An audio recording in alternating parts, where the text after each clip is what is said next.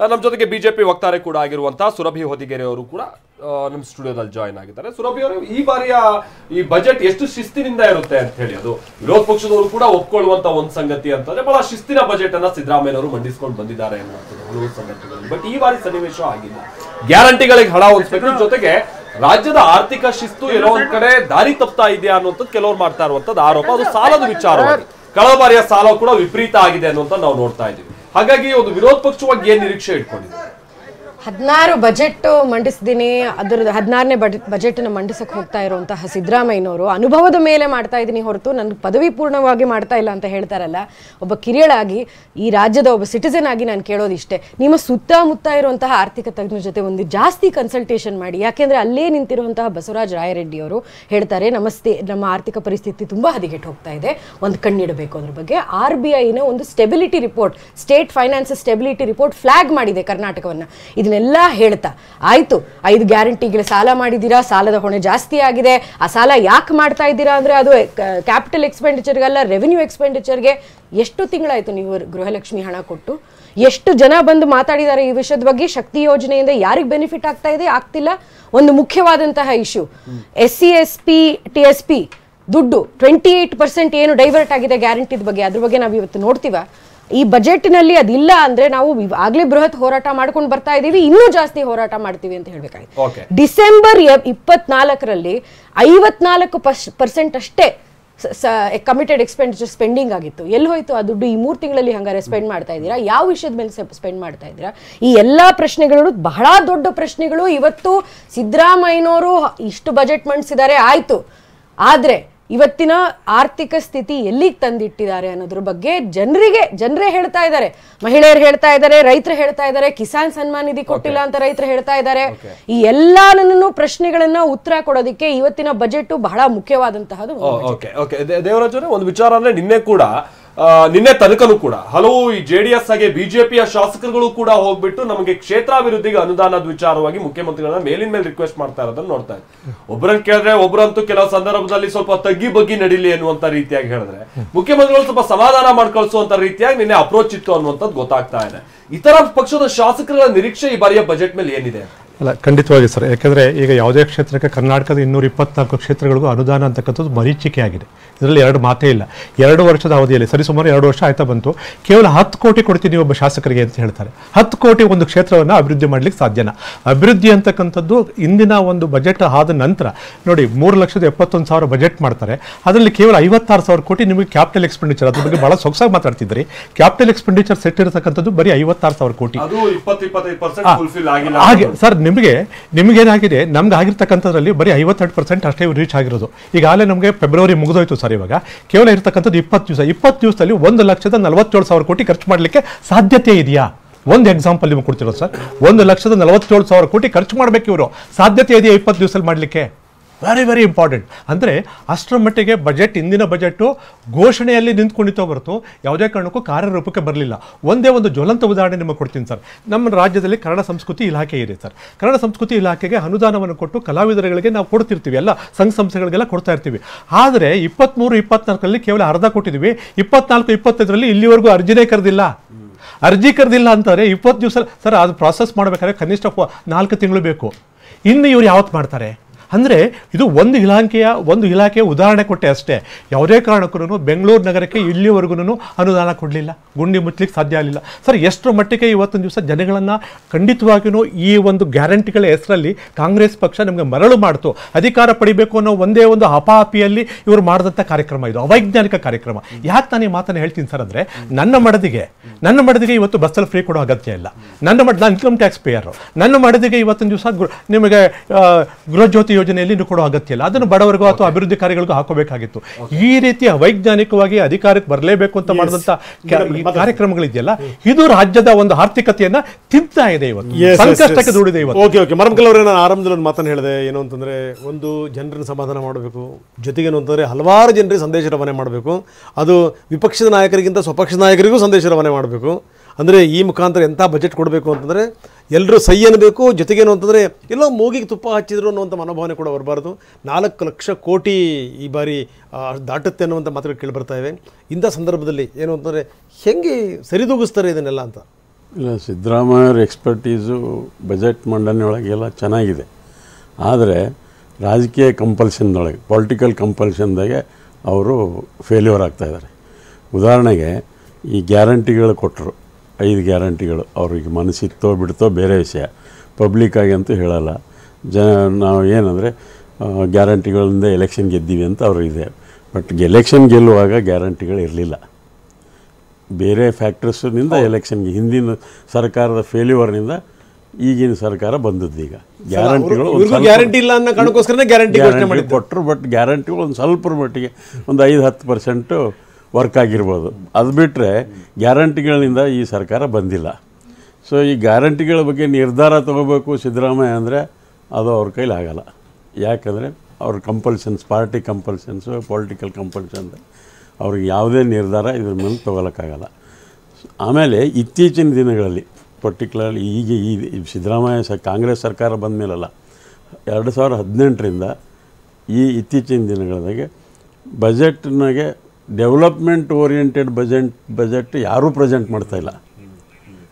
ಮಾತೆತ್ತಿದ್ರೆ ಗ್ಯಾರಂಟಿಗಳು ಕೊಟ್ಟೆವು, ಒಂದಿಷ್ಟು ಮೈಸೂರಿಗೆ ಒಂದಿಷ್ಟು ಕೊಟ್ಟೆವು, ಬೆಂಗಳೂರಿಗೆ ಒಂದಿಷ್ಟು ಕೊಟ್ಟೆವು ಅಂತ ಹೇಳ್ತಾ ಇದ್ದಾರೆ. ಇನ್ಫ್ರಾಸ್ಟ್ರಕ್ಚರ್ ಅದೆಲ್ಲ ಮಾಡ್ತಾಯಿದ್ದಾರೆ. ಬಟ್ ಡೆವಲಪ್ಮೆಂಟಲ್ ಓರಿಯೆಂಟೆಡ್, ಉದಾಹರಣೆಗೆ ಇರಿಗೇಷನ್ ಸೆಕ್ಟರ್ ಟೋಟ್ಲಿ ನೆಗ್ಲೆಕ್ಟೆಡ್. ಮೊದಲು ನೆಗ್ಲೆಕ್ಟ್ ಆಗಿತ್ತು, ಈಗ ಇನ್ನೂ ಜಾಸ್ತಿ ನೆಗ್ಲೆಕ್ಟ್ ಆಗಿದೆ.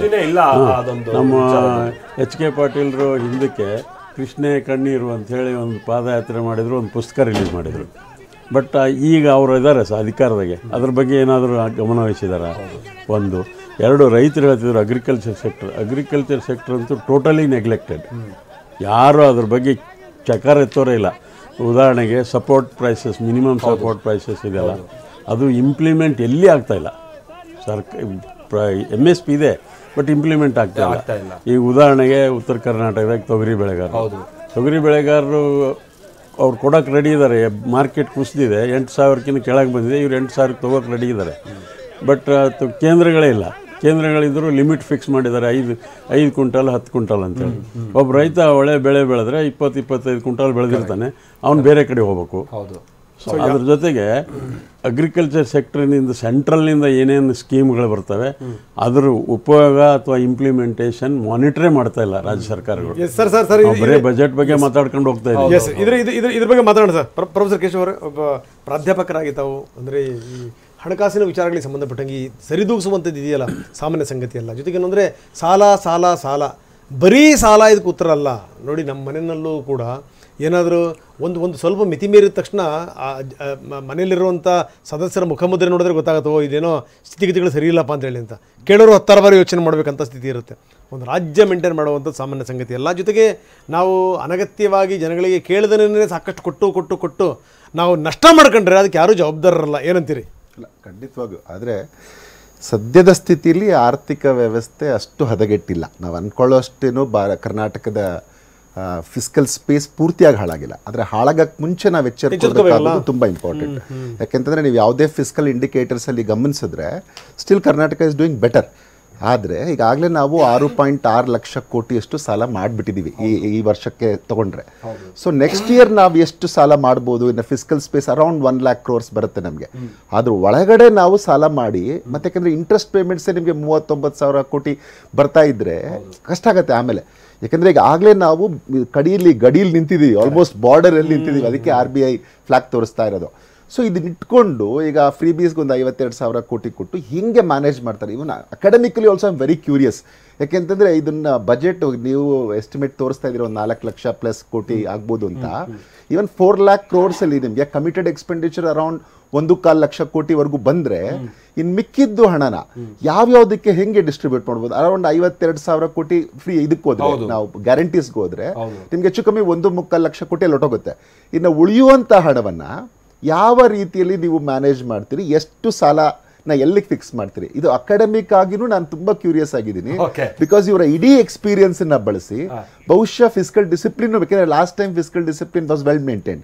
ಈ ಸರಿ ಕ್ರಾಸ್ ಆಗತ್ತಾ, ಬ್ರೀಚ್ ಆಗತ್ತಾ, ಅದು ಬ್ರೀಚ್ ಆಗದಂಗೆನೆ ನಡ್ಕೊಂಡು ಹೋಗುತ್ತಾ ಅಂತ ನೋಡ್ಬೇಕು. ಈಗ ಈ ಮಾಡಿರೋ ಸಾಲದಲ್ಲಿ ಇವ್ರು ಮಾಡ್ತಿರೋ ಬಂಡವಾಳ ವೆಚ್ಚ ಅನ್ನೋದು ಬಂದಾಗ ಅಥವಾ ಕ್ಯಾಪಿಟಲ್ ಇನ್ವೆಸ್ಟ್ಮೆಂಟ್ ಅಂತ ಬಂದಾಗ ಕಳೆದ ಬಾರಿ ಅವರು ಮೀಸಲಿಟ್ಟಿದ್ದಂತ ಹಣವನ್ನು ಎಷ್ಟು ವಿನಿಯೋಗಿಸಿದ್ದಾರೆ ಅಂತ ಬಂದಾಗ ಶಿಸ್ತಿದೆ ಅಂತ ಕಾಣಿಸುತ್ತಾ ಸರ್? ಅಲ್ಲ, ಅದು ಕೆಪೆಕ್ಸ್ ಜಾಸ್ತಿ ಆಗ್ಲೇಬೇಕಿತ್ತು. ಲಾಸ್ಟ್ ಟೈಮ್ ನಾವು ಮಾತಾಡುವಾಗ್ಲೂ ಹೇಳ್ತಾ ಇದ್ವಿ, ಒಂದು 55% ಅಷ್ಟು ಲಾಸ್ಟ್ ಟೈಮ್ ಕೆಪೆಕ್ಸ್ ಅನೌನ್ಸ್ ಮಾಡಿದ್ದು.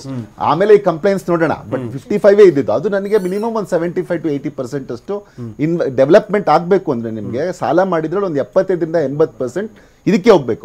ನಮ್ಗೆ ಯಾವ್ದು ಇನ್ಫ್ರಾಸ್ಟ್ರಕ್ಚರ್ ಡೆವಲಪ್ಮೆಂಟ್ ಆಕ್ಟಿವಿಟೀಸ್ಗೆ ಕೆಪೆಕ್ಸ್ ಹೋದ್ರೆ ಮಾತ್ರ ಅನುಕೂಲ ಆಗುತ್ತೆ. ಮೇಡಮ್ ಮಾತಾಡ್ತೀವಿ, ಒಂದೇ ನಿಮಿಷ. ನಮ್ಮ ಜೊತೆಗೆ ಕೃಷಿ ತಜ್ಞರು ಮೈಸೂರಿನಿಂದ ಜಾಯಿನ್ ಆಗ್ತಾ ಇದ್ದಾರೆ. ಕೃಷ್ಣಮೂರ್ತಿ ಅವರು, ಅವರೇ, ಒಬ್ಬ ಕೃಷಿಕ ವರ್ಗಕ್ಕೆ ಸಂಬಂಧಪಟ್ಟ ಹಾಗೆ ಏನ್ ನಿರೀಕ್ಷೆ ಇಟ್ಕೊಂಡಿದ್ದೀರಾ ಅಂತ ಈಗ ತಾನೇ ನಮ್ಮ ಜೊತೆಗಿರುವಂತಹ ಅತಿಥಿಗಳು ಮಾತನಾಡ್ತಾ ಇದ್ರು. ನೀರಾವರಿಗೆ ಸಂಬಂಧಪಟ್ಟ ಹಾಗೆ ಬಹಳ ಸಪ್ಪೆ ಆಗ್ತಾ ಇದೆ ಸರ್ಕಾರದ ಯೋಜನೆಗಳು ಅನ್ನುವಂಥದ್ದು. ಯೋಜನೆಗಳಲ್ಲಿ ಅನುದಾನ ಹೋಗ್ಲಿ, ನಮ್ಮ ಕಾನೂನು ಹೋರಾಟಗಳು ನಾವು ಏನ್ ಮಾಡ್ಬೇಕಿತ್ತು, ಕೃಷ್ಣಕ್ಕೆ ಸಂಬಂಧಪಟ್ಟ ಹಾಗೆ ಆಗಿರ್ಬೋದು, ಕಳಸಾ ಬಂಡೂರಿಗೆ ಸಂಬಂಧಪಟ್ಟ ಹಾಗೆ ಆಗಿರ್ಬೋದು, ಈಗ ಮೇಕೆದಾಟಕ್ಕೆ ಸಂಬಂಧಪಟ್ಟ ಹಾಗೆ ಆಗಿರ್ಬೋದು, ಕುಡಿಯೋ ನೀರಿನ ಯೋಜನೆ ಇದ್ರು ಆ ಯೋಜನೆಗೆ ಸಂಬಂಧಪಟ್ಟ ಹಾಗೆ ಅಲ್ಲೂ ಕೂಡ ನಾವು ಬಹಳ ಸಪ್ಪೆ ಆಗ್ತಾ ಇದೀವಿ ಅನ್ನುವಂಥದ್ದನ್ನು ನಾವು ನೋಡ್ತಾ ಇದೀವಿ. ಮೊನ್ನೆ ಕೃಷ್ಣಕ್ಕೆ ಸಂಬಂಧಪಟ್ಟ ಹಾಗೆನೂ ಕೂಡ ರಾಜ್ಯಕ್ಕೆ ಆಗ್ತಾ ಇರುವಂತಹ ತೀರಾ ನಷ್ಟಗಳ ವಿಚಾರವೂ ಪ್ರಸ್ತಾಪ ಆಗ್ತಾ ಇದೆ. ಒಂದು ಕೃಷಿಕ ವರ್ಗಕ್ಕೆ ಸಂಬಂಧಪಟ್ಟ ಹಾಗೆ ಏನ್ ನಿರೀಕ್ಷೆ ಇಟ್ಕೊಂಡಿದ್ದೀರಾ ಇವತ್ತಿನ ಬಜೆಟ್ ಮೇಲೆ ಅಂತ? ಎಲ್ರಿಗೂ ನಮಸ್ಕಾರ. ಈಗ ಕೆಲವು ವಿಷಯಗಳನ್ನು ನಾನು ಕೇಳ್ತಾ ಇದ್ದೆ. ಇವತ್ತು 16ನೇ ಸಲ ಮುಖ್ಯಮಂತ್ರಿ ಸಿದ್ದರಾಮಯ್ಯನವರು ಬಜೆಟನ್ನು ಮಂಡಿಸ್ತಾ ಇದ್ದಾರೆ. ಹೌದು, ಎಲ್ಲ ಊಹಾಪೋಹಗಳು ಭಾಳ ದಿವಸಗಳಿಂದಲೂ ನಾವು ಮಾಡ್ತಾನೇ ಇದ್ದೀವಿ. ಯಾರನ್ನು ಕೇಳಿದರೂ ಹೀಗಿರಬೇಕು, ಹೀಗಿರುತ್ತೆ ಹಾಗಿರುತ್ತೆ ಹೇಳ್ತಾ ಇದ್ದೀವಿ. ನಮಗೇನು ಅನ್ನೋದು ಗೊತ್ತಿಲ್ಲ. ಈಗಾಗಲೇ ಪುಸ್ತಕದಲ್ಲಿ ಪ್ರಿಂಟಾಗಿ ಹೋಗಿಬಿಟ್ಟಿದೆ. ಇನ್ನೇನು ನಾವು ಚೇಂಜ್ ಮಾಡೋಕ್ಕಾಗಲ್ಲ. ಅದನ್ನು ಓದೋದು ಮಾತ್ರ, ಪ್ರೆಸೆಂಟೇಷನ್ ಮಾತ್ರ ಬಾಕಿ ಉಳಿದಿದೆ. ಈಗಾಗಲೇ ರೈತ ಸಂಘದವರು, ಕೃಷಿ ಸಂಬಂಧಪಟ್ಟವರು, ತಜ್ಞರು ಎಲ್ಲರೂ ಕೂಡ ಸಿದ್ದರಾಮಯ್ಯನವ್ರನ್ನ ಭೇಟಿ ಮಾಡಿ ತಮ್ಮ ಅಹವಾಲುಗಳನ್ನು ಈಗಾಗಲೇ ಹೇಳ್ಕೊಂಡಿದ್ದಾರೆ. ಅವರು ಮೊದಲನೇದಾಗಿ ಪ್ರಾರಂಭವಾಗಿ ರೈತ ಸಂಘದ ಡಿಮ್ಯಾಂಡ್ ಏನಿದೆಯಪ್ಪ ಅಂತ ಹೇಳಿದರೆ, ಈ ನಮ್ಮ 167 ಏನು APMCಗಳಿದ್ದಾವೆ, ಈ APMCಗಳಲ್ಲಿ ಸುಮಾರು 157 APMCಗಳಿಗೆ ಇನ್ನೂವರೆಗೂ ಎಲೆಕ್ಷನ್ನೇ ಆಗಿಲ್ಲ. ವರ್ಷಾನುಗಟ್ಟಲೆ ಆಗೋಯ್ತು. ಅವ್ರು ಹೇಳೋದೇನಪ್ಪ ಅಂದರೆ, ಬಾಡಿನೇ ಇಲ್ಲದೆ ಇದ್ದರೆ, ಬೋರ್ಡ್ ಇಲ್ಲದೆ ಇದ್ದರೆ, ಮೆಂಬರ್ ಇಲ್ಲದೆ ಇದ್ದರೆ APMCಗಳು ರೈತರಿಗೆ ಯಾವ ರೀತಿಯಾದ ಅನುಕೂಲಗಳನ್ನು ಮಾಡಿಕೊಡ್ತಾವೆ ಅನ್ನೋ ಪ್ರಶ್ನೆನ ಈ ರೈತ ಸಂಘದವರು ಕೂಡ ಮುಂದಿಟ್ಟಿದ್ದಾರೆ. ಅಂದರೆ ಚುನಾಯಿತ ಪ್ರತಿನಿಧಿಗಳು ಇಲ್ಲದೆ ಇದ್ದರೆ APMCಗಳು ಏನು ಒಳ್ಳೆಯ ಕಾರ್ಯಗಳನ್ನು ರೈತರಿಗೆ ಮಾಡ್ಬೋದಾಗಿತ್ತು ಅದನ್ನು ಮಾಡಲಿಕ್ಕೆ ಸಾಧ್ಯ ಆಗ್ತಾ ಇಲ್ಲ. ಒಂದನೇ ಡಿಮ್ಯಾಂಡು ರೈತ ಸಂಘದ್ದು ಏನಿದೆಯಪ್ಪ ಅಂದರೆ, APMCಗಳಿಗೆ ಎಲೆಕ್ಷನ್ ಮಾಡಿ ಆಡಳಿತ ಮಂಡಳಿಯನ್ನು ಮಾಡಿ ಮಾಡೋದ್ರಿಂದ ನಮ್ಮ ಬೆಲೆ ಕುಸಿತ ಏನಿದೆ, ಪರ್ಚೇಸ್ ಏನಿದೆ, ಖರೀದಿ ಏನಿದೆ, ಇವೆಲ್ಲ ಆಗೋದಕ್ಕೆ ಸಾಧ್ಯ ಆಗುತ್ತೆ. ಸ್ಟೋರೇಜಿಗೆ ಅನುಕೂಲ ಆಗುತ್ತೆ, ಪ್ರೊಡ್ಯೂಸ್ ಲೋನ್ ಕೊಡ್ಲಿಕ್ಕೆ ಅನುಕೂಲ ಆಗುತ್ತೆ ಅಂತ. ಇದು ಒಂದನೇದಾಗಿ ಸಿದ್ದರಾಮಯ್ಯನವರು ಗಮನ. ಕೃಷ್ಣಮೂರ್ತಿಗಳೇ, ನೀವು ಹಾಗೆ ನೀವು ಸಂಪರ್ಕದಲ್ಲಿ ಇನ್ನಷ್ಟು ಮತ್ತಷ್ಟು ವಿಚಾರಗಳನ್ನ ಚರ್ಚೆ ಮಾಡೋಣ.